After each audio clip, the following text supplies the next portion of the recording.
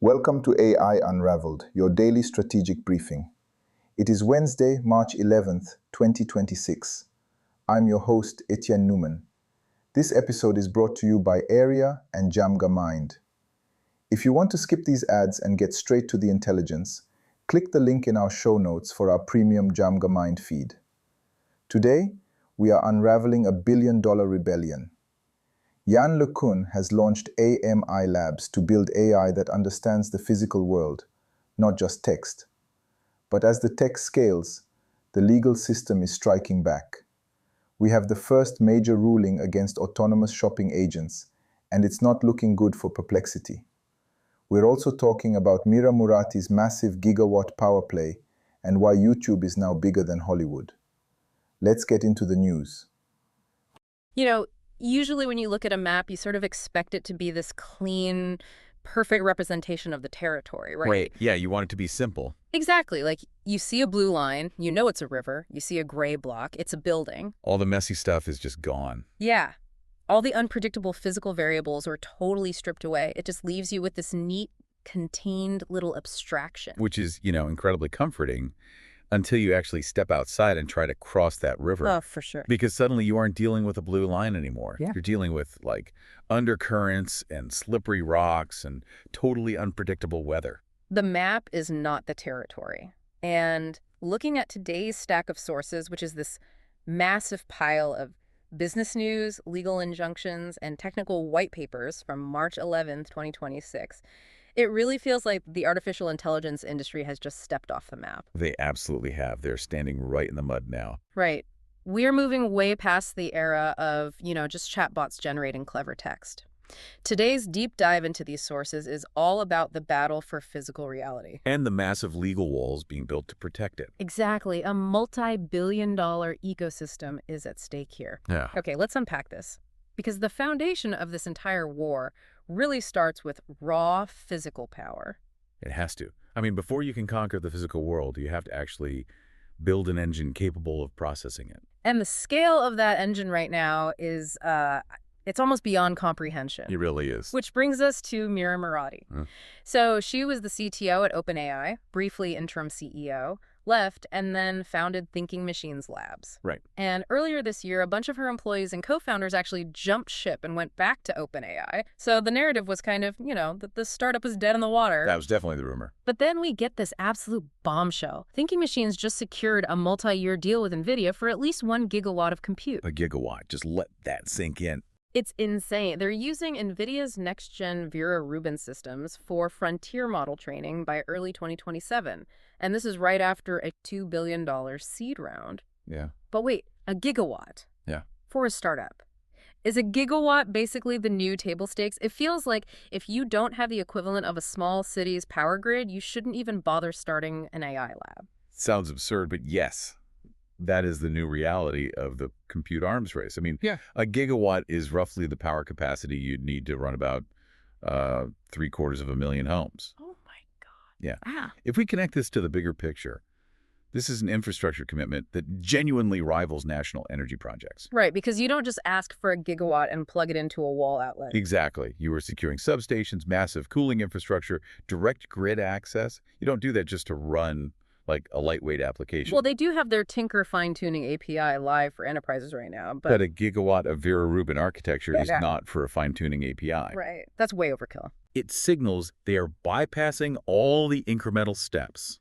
They're going all in on training their own massive frontier models completely from scratch. Building the physics engine for the next generation of AI. Yes. But there's a fatal flaw in this strategy if you actually look at the broader industry. Okay, what is it? You cannot just infinitely scale by buying more hardware from Nvidia. The supply chain simply cannot handle that level of demand. But traditional timelines are just way too slow, right? Exactly. Which is forcing the giants to completely rewrite the rules of silicon design. Which brings us to Meta. They totally realize this. They just published a white paper announcing 4 new generations of their custom in-house AI chips. The MTIA series. Yeah, the Meta Training and Inference Accelerator. So the MTIA 300 is already in production, mostly for their ranking and recommendation algorithms. Right, the background stuff. But then they outline the 400, the 450, and the 500 lines, and those are specifically designed to handle Gen AI inference production through 2027 across all of Meta's apps. And notice the specific focus there on inference production. Okay, break that down for me. So training a model, which is Right. what Thinking Machines is doing with that massive gigawatt. That's like building a complex physics engine from scratch. It takes huge concentrated bursts of energy, right? Yeah, over months. Yeah. But inference is what happens when you deploy that engine to billions of users. Running the simulation in real time for every single query. Exactly. Meta is optimizing their proprietary hardware strictly for that everyday heavy lifting phase, because that's where their actual operational bottleneck is right now. Right. But honestly, the part of the Meta white paper that really stopped me in my tracks isn't even what the chips do. It's the timeline. The 6-month cycles. Yes, they are releasing new chip generations every 6 months. I mean, the semiconductor industry standard has always been, what, a 1 to 2 year cycle? At least, yeah. Designing the architecture, testing the photolithography, running it through the fab. How are they physically moving that fast without, like, breaking the laws of manufacturing? Well, they are doing it through modular design. See, traditionally, chip design is monolithic. If you want to improve a processor, you essentially have to redesign the entire architecture from the ground up. Which takes years of validation. Right. But Meta is bypassing that entirely. They are building these chips in discrete, interchangeable blocks. Oh, like Legos almost. Yeah, exactly. Yeah. So they can just swap out, say, a memory controller module or upgrade a specific tensor core while keeping the surrounding architecture completely stable. So they aren't reinventing the wheel every time. They're just swapping out the tires while the car is moving. Precisely. It completely disrupts the traditional hardware development timeline. You don't need a 2-year fab cycle just to upgrade a single module. Wow. Okay, so we have gigawatts of power being negotiated and these custom chips being pumped out every 6 months.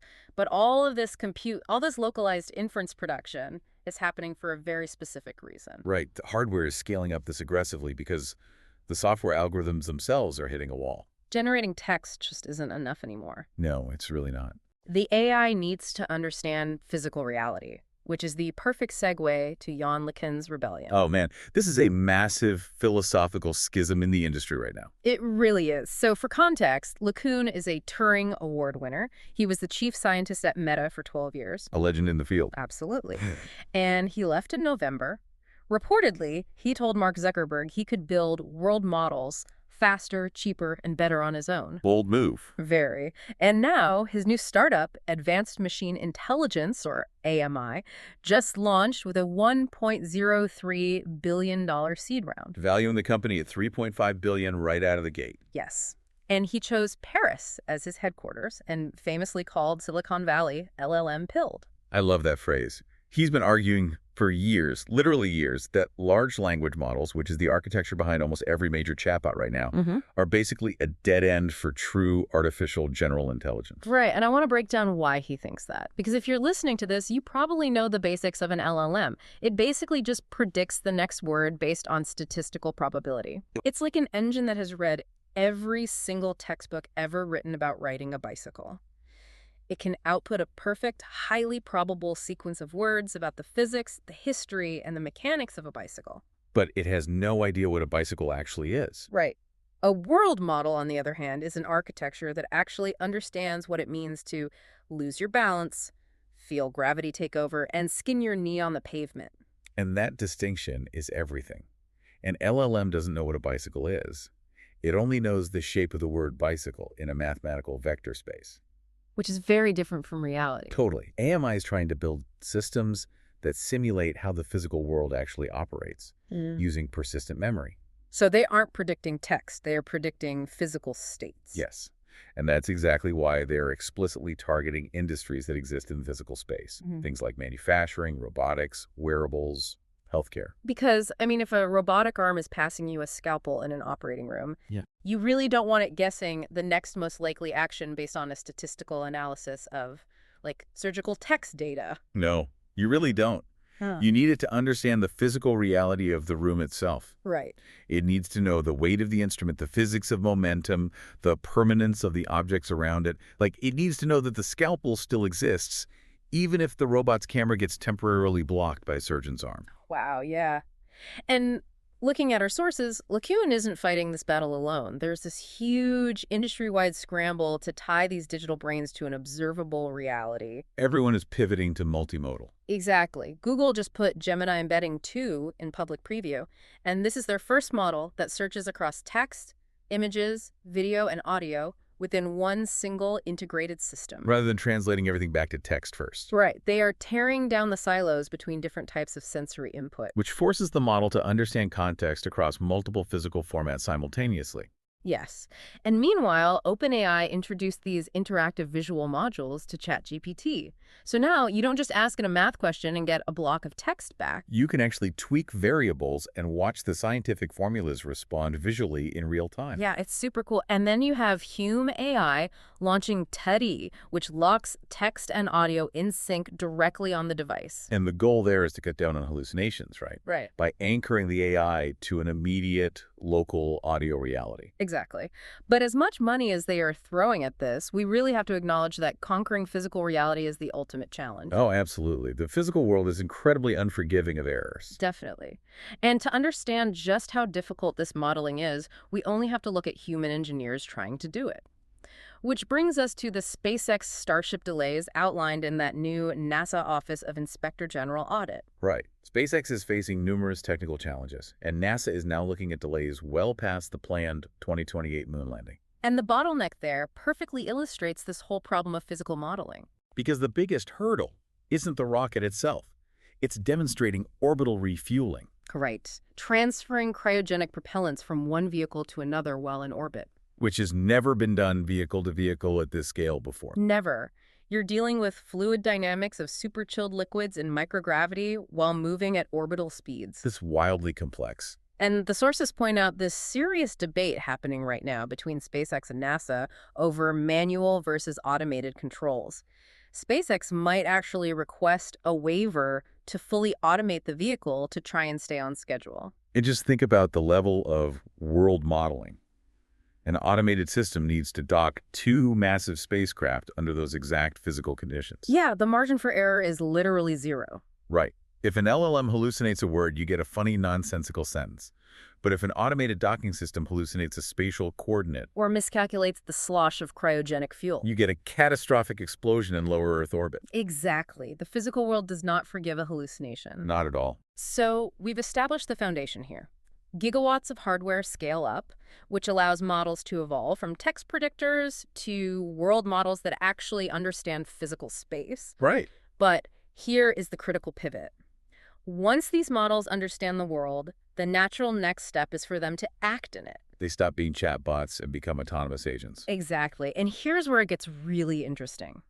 As soon as these agents try to act specifically, as soon as they try to spend money, they hit a massive legal wall. Yeah, welcome to the dawn of agentic commerce. Yeah. And it is currently playing out right now in federal court.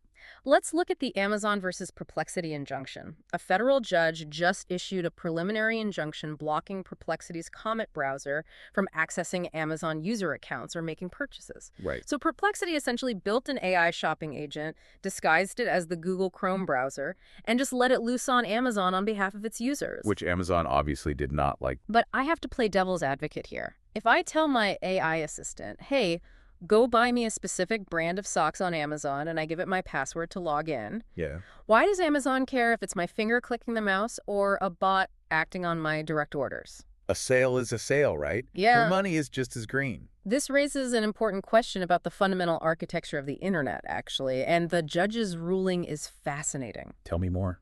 The court essentially declared that user permission does not equal platform authorization. Okay, unpack that for me, because that feels like a massive shift in how we own our data and accounts. It is. See, the internet operates on handshakes between a client, which is you, and a server, which is Amazon. Okay. Even if you, the user, give your AI agent explicit permission to log in and act on your behalf, Amazon, the platform hosting the server, did not authorize that machine to access its infrastructure. Oh, wow. Yeah. The judge found that Perplexity likely violated the CFAA. Wait, the CFAA, the Computer Fraud and Abuse Act. That's the one. But that's a law from the 1980s. It was designed to stop hackers from breaking into government mainframes, and they're using it to stop an AI from buying socks. Yes, strictly because of how Perplexity did it. They disguised the Comet browser's user agent to look like Chrome. So they spoofed it. Exactly. They essentially put a fake mustache on their bot so Amazon's security servers wouldn't recognize it as an automated script and block it. I see. Under the CFAA, bypassing those security measures constitutes unauthorized access, regardless of whether the human account holder said it was okay. That is wild. And it sets the legal template for all autonomous agents moving forward. You cannot scrape, interact, or transact on third-party platforms without their explicit server-side blessing. Wow. But, I mean, the walls aren't really stopping the tech giants, are they? They're just forcing them to build different types of agents. Yeah, the strategy just shifts. Like, Google just upgraded Gemini across its entire productivity suite. It doesn't need to go to Amazon. It just pulls context directly from your local files, your inbox, and the open web to build entire presentations automatically. Right. And Nvidia is preparing to launch NemoClaw, an open platform for enterprises to run AI agents across any hardware, basically pitching it directly to Salesforce and Google. The technology is accelerating, but the traditional platforms are locking their doors. And here's the thing. When agents are blocked from the established internet, they don't just disappear. No, they find somewhere else to go. Exactly. Because platforms like Amazon are blocking agents, entirely new parallel ecosystems are forming specifically for them.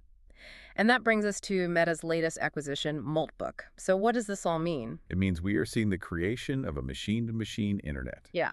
So Meta just hired the creators of Moltbook, folding them straight into their superintelligence labs team. Moltbook was huge. It's totally viral. It was launched in January by Matt Schlicht, who built it using his OpenClaw bot, famously named Claude Clauderberg. Great name. Right. It is essentially a vibe-coded social network and forum built strictly for AI agents to interact. Built by a bot for bots. Yes. It has 2.8 million registered bots, and only about 200,000 of them are actually verified to real human owners. Meta is calling it an always-on directory for agent coordination. The appeal is obvious, though. Right now, bots are forced to sort of sneak around on Facebook and Twitter pretending to be humans, which just degrades the experience for everyone else. Yeah, human feeds are just full of backlash against dead internet theory bots right now. Exactly. But Moltbook provides a verified layer where bots can operate out in the open, explicitly negotiating and trading information via APIs. But operating out in the open, especially in a decentralized, unstructured environment, comes with unprecedented risks. Massive risks. Looking at the data in these sources, the reality of what happens when these systems are misused is honestly pretty grim. Scary stuff. A recent study tested 10 major chatbots to see if they would help users plan real-world violence. And the study showed that ChatGPT, Gemini, and others actually assisted simulated teens in planning shootings and bombings. Yeah. Of all the models tested, only one Anthropic's Claude reliably identified the adversarial prompts and shut down the attackers. When you have autonomous agents capable of gathering intelligence and building plans like that, the security implications are just staggering. And it is not just isolated individuals testing the boundaries either. No, state actors definitely recognize the power of these models. For sure. The sources include reports that Iran's Islamic Revolutionary Guard Corps has officially declared American tech and banking companies as targets. They specifically named Google, Microsoft, and Nvidia. They're targeting the infrastructure itself now. Exactly. And if you move from state actors down to just the consumer level, the sheer volume of automated fraud these platforms are fighting is almost incomprehensible. The numbers are mind-boggling. Meta had to deploy custom AI-powered scam detection across Facebook, WhatsApp, and Messenger just to keep the platforms functionally usable. Last year alone, they removed 159 million scam ads. 159 million. And 92% of those were caught by the AI before a human even saw them to report them. They also took down 10.9 million accounts directly tied to criminal scam centers. What's fascinating here is that the defense has to be completely automated to match the offense. Right. Humans can't keep up. You cannot fight an AI agent capable of generating thousands of scam messages a second with a team of human moderators. You need a better, faster AI agent acting as a firewall. Yeah. But we have to ask ourselves, looking at all this, the gigawatts of power, the custom silicon, the billion-dollar world models, and these massive legal and security wars, Why is the fight so intense? Why are the walls so high? Because of the ultimate prize, ecosystem control, and all the revenue that flows through it. Always comes back to the money. Always. If an AI agent can act autonomously, it dictates where human attention and human money are spent. And the scale of that money is staggering. We have two final data points in the stack that prove exactly what is at stake here. Okay, let's hear them. First, on the hardware side, ASUS's co-CEO just called Apple's new $599 MacBook Neo a shock to the Windows PC industry. Which is pretty notable considering the machine only has 8 gigabytes of non-upgradable memory. Right. He admitted it's mostly a content consumption device, basically an iPad with a keyboard attached. But he said it forces Microsoft, Intel, and AMD to respond immediately. Why? Because hardware dominance equals ecosystem control. Exactly. If Apple controls the cheap entry-level hardware that sits on everyone's desk, they control the native environment where your AI agents live. They control the toll booth. And to understand the sheer volume of money passing through that toll booth, just look at the media revenue numbers. This blew my mind. YouTube just surpassed Disney as the largest media company by ad revenue. They pulled in $40.4 billion in 2025. That is more than Disney, NBC, Paramount, and Warner Bros. Discovery combined. And if you factor in Alphabet's total YouTube revenue, so including subscriptions like YouTube Premium and NFL Sunday Ticket, that number hits $60 billion. $60 billion. That is the scale of the economy these AI agents are trying to operate in right now. Yeah. That is why Amazon is taking Perplexity to federal court over a browser extension disguised as Chrome. It's not about a pair of socks. It's about who controls the flow of billions of dollars in an automated, agentic economy. When you look at the whole picture we've painted today, the underlying tension is so clear. We are rapidly moving from a digital world where humans use tools to a physical and economic world where tools act autonomously. Yeah. Let's summarize how we connected these dots today. We started with the sheer horsepower required to make this leap-thinking machines buying a literal gigawatt of compute and Meta disrupting the entire silicon supply chain with modular 6-month chip cycles just to keep up with inference production. Then we saw that hardware scale up to support Yann LeCun's $1 billion bet on world models, pushing AI to understand the messy, unforgiving reality of physical space, the same physical reality that is currently delaying SpaceX's orbital refueling. And then we hit the legal reality, the shopping agent wall, the 1980s Computer Fraud and Abuse Act being dusted off and used to stop Perplexity in its tracks, proving that human permission doesn't guarantee platform access anymore. Which in turn forces these autonomous agents into entirely new ecosystems like Moltbook, bringing massive security risks, geopolitical targeting, and a desperate scramble by tech giants to protect their $50 and $60 billion media economies. The industry has definitely stepped off the map, and the territory is hostile. Which leaves us with a final thought for you to consider. If user permission no longer equals platform authorization, what happens when AI agents get tired of being blocked by human platforms like Amazon? Ooh, that's a good question. Will we see these agents creating their own exclusive machine-to-machine microeconomies? Literally trading services and digital goods amongst themselves on decentralized networks where humans aren't even involved. And if an invisible economy starts humming beneath the surface, who collects the tax? An entirely automated shadow economy. That is definitely something to keep an eye on. Thank you so much for joining us on this deep dive into the sources. We'll be back with more insights soon. That concludes our rundown for March 11th. The signal for today is infrastructure sovereignty. From Meta's custom chips to LeCun's Paris-based lab, the power is shifting to those who own the world modeling data and the silicon to run it. This episode was made possible by Area and DjamgaMind. Until tomorrow, keep unraveling the future. And before you go, if your company is building the tools that power the workflows we talked about today, I'd love to showcase them to this audience. We don't just run ads, we build technical simulations that prove your value. Let's build something together. Visit DjamgaMind.com/partners to get started. Until next time, keep building.